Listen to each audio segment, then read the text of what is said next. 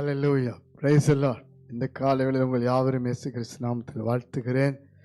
தேவ கிருபையினாலே இந்த ஆண்டும் கர்த்தர் தாமே இந்த ஜீவவாசல் ஒளித்தின் சார்பிலே ஒரு மகிமையான ஒரு யூத் கேம்ப் வாலிபர் வல்லமை முகாமை ஆசீர்வதிக்கிறார். அல்லேலூயா. ஒவ்வொரு ஆண்டும் கர்த்தர் கிருபையாக இந்த வாலிப முகாமை ஆசீர்வதித்து வருகிறார். பிரியமானவர்களே, வாலிப பிள்ளைகள் இன்றைக்கு கர்த்தரோடு கூட இசைந்து கர்த்தருக்காக எழும்பி பிரகாசிக்கிற காலம். வாலிப சமுதாயத்திலே மிகப்பெரிய ஒரு தோல்வியை, ஒரு வீழ்ச்சியை பார்த்து கொண்டிருக்கிறோம். எங்கே திரும்பினாலும் வாலிப பிள்ளைகளை குறிவைத்து சாத்தான் எழும்பி போர் செய்கிறான். பாவத்திலே, சாபத்திலே, போதைகளிலே, கொலை வெறியிலே, துன்மார்க்கங்களிலே, அழிவுகளிலே, ஆக்சிடென்ட்டுகளிலே, இப்படி பல விதங்களிலே வாலிப சமுதாயத்தை வேதனைப்படுத்தி நாசப்படுத்தி கொண்டிருக்கிறான். ஆனால் ஆண்டவராய் இயேசு கிறிஸ்து ஒரு சிறு கூட்டத்தை அவருக்காக எழும்பி பிரகாசிக்க வைத்து வாலிப சமுதாயத்தை தப்புவிக்க, காப்பாற்ற கிருபை செய்கிறார். அல்லேலூயா. இன்றைக்கும் உங்களுக்காக தீர்க்கமான வார்த்தை கர்த்தர் பேசி உங்களை ஆசீர்வதிக்கிறார்.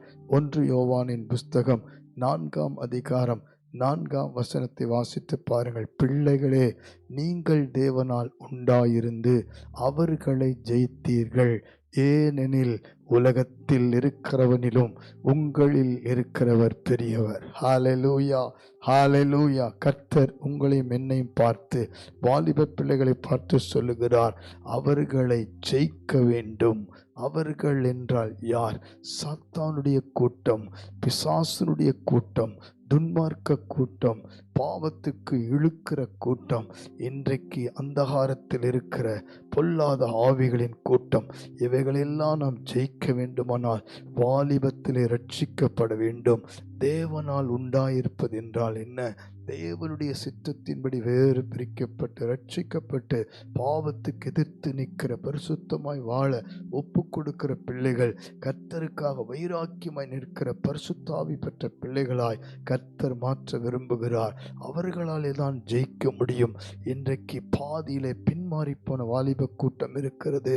ஆண்டவரை அறிந்து கொண்டும் அறியாதவர்கள் போல உலகத்துக்கு ஒத்த வேஷம், காதல் ஆவிலே சிக்கி வாலிபத்தை இழந்து இன்றைக்கு வாழ்க்கையவே நஷ்டப்படுத்தி கொள்கிற, ஆத்மாவை நஷ்டப்படுத்தி கொள்கிற வாலிப சமுதாய கூட்டம் இருக்கிறது. அதே போலதான் இன்றைக்கு சபை விசுவாச வாலிப பிள்ளைகள் கூட கர்த்தரை உறுதியாய் பற்றி கொள்ள முடியாமல் இன்றைக்கு அழிவுக்கு நேராய் போய்கொண்டிருக்கிறார்கள். இன்றைக்கு கெட்ட சிநேகிதங்களிலே, அநேக மீடியா பாவங்களிலே சிக்கிக்கொள்ளுகிறதை நாம் பார்க்கிறோம். போதை வஸ்துக்களிலே கூட சில கிறிஸ்துவ விசுவாச பிள்ளைகள் சிக்கியிருக்கிறார்கள். பிரியமானவர்களே, நீங்கள் ஜெயிக்க வேண்டும். நீங்கள் ஜெயிப்பதற்காகவே தேவனால் இந்த பூமியில பிறந்திருக்கிறீர்கள். அல்லேலூயா. நாம் ஜெயிக்கிறவர்களாய் இருக்க வேண்டும். காரணம், கர்த்தர் பெரியவராய் நமக்குள் இருக்கிறார்.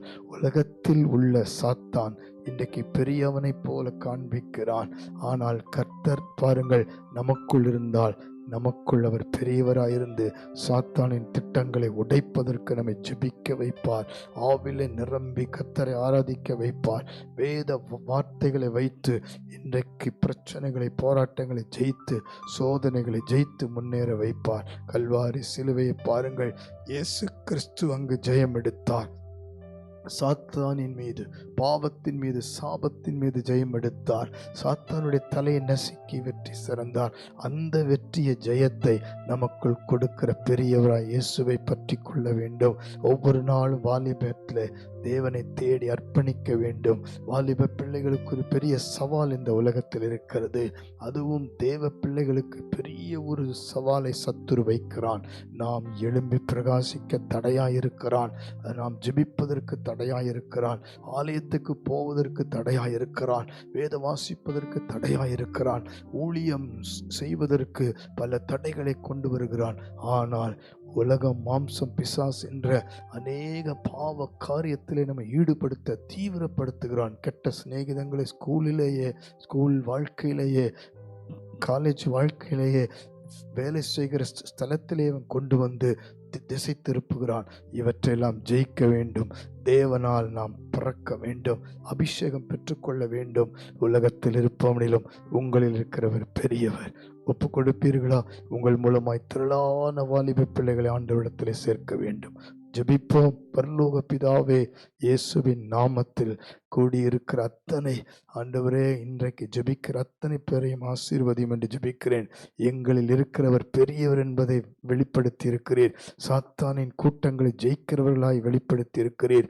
உம்மாலே பிறந்திருக்கிறவர்களாய் வெளிப்படுத்தி இருக்கிறீர். ஒவ்வொருவரையும், ஒவ்வொரு வாலிப பிள்ளைகளையும், இன்றைக்கு இதை கேட்டுக்கொண்டிருக்கிற, பார்த்து கொண்டிருக்கிற ஒவ்வொருடைய குடும்பத்தில் இருக்கிற வாலிப பிள்ளைகளை, சபைகளில் இருக்கிற வாலிப பிள்ளைகளை, தேசத்தில் இருக்கிற வாலிப பிள்ளைகளை ரட்சிக்கும்படி, விடுவிக்கும்படி, ஆண்டவரை எழும்பி பிரகாசிக்க செய்யும்படி ஜெபிக்கிறேன். ஒவ்வொரு வாலிப பிள்ளைகளை நீர் தாமே சந்திப்பீராக. ஒவ்வொருவரும் பாவ வழியை விட்டு, பொல்லாத வழியை விட்டு தேவனுடைய பரிசுத்த வழியில தங்களை அர்ப்பணிக்கட்டும். கல்வாரி சிலுவில சிந்தின இரத்தத்தினாலே ஒவ்வொருடைய பாவங்கள், குறைகள், குற்றங்களை மன்னித்து பரிசுத்தப்படுத்தும்.